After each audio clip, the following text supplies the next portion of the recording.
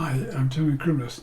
This is a song for beginners. It's only got 2 chords. It's a popular novelty song written by Bob Merrill in 1952, and it's called How Much Is That Dog in the Window, or simply Doggie in the Window. Patti Page recorded in 1953, and it went to number 1 in the US and it stayed there for 8 weeks, selling over 2 million copies. Lisa Rosa then covered it the same year, and it reached number 1 in the UK charts. She was the first British woman to have a number 1 hit in the UK. And between March and April in 1953, there were both versions in the UK's top 12 singles charts. It is, as I say, a novelty song, a fun song. It's one of the songs that I have in my tutor for absolute beginners, which is called Play Ukulele, and you can download that for free from the Ukestuff site at the end of this video. There's also a book of more 2-chord songs and some 3-chord songs as well. I'll sing it over and then I'll go through some of the bits about it. How much is that dog in the window? The one with the waggly tail. Yes, how much is that dog in the window? I do hope that dog is for sale.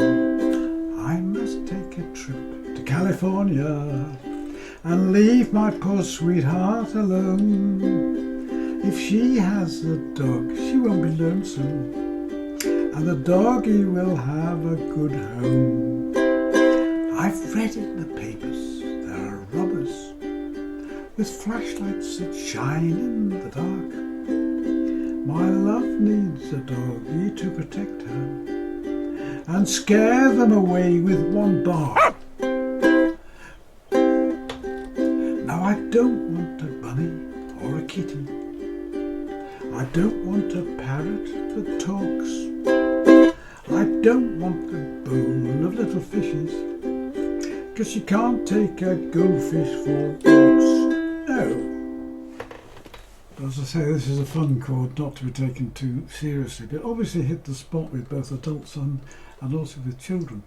It's only got the 2 chords. It's got a C chord and it's got a G7 chord. They're the first 2 chords that I start beginners off with. And if you want to make it a little bit more interesting, at the end of the second line you can go window, the one with the waggly tail. Just those 2 go, and they just add a little bit more interest at the end. That's a C sharp diminished 7th chord. Terrible title, sounds fiercely difficult, but actually it's quite simple. It's just those 2 fingers down there. They're the same 2 fingers, so you could actually play it like this. Slide up. I find it easier to do this. Just change over. It's good practice as well. The strumming pattern is just a straightforward thumb cross. Accent the first beat, so it's a waltz time, and release the tension as you're playing it. You actually get a free chord if you do that, and the same with the G7.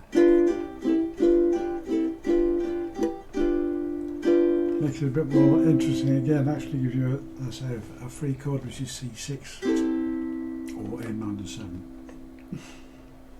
It's worth remembering that when you're practicing these 2 chords, moving from one to the other, you're not just practicing this song, you're practicing thousands, if not tens of thousands of songs that use the same 2 chords in that order. Well, I hope you found that useful. It's a fun song, and you can have fun playing it and singing it to children in particular.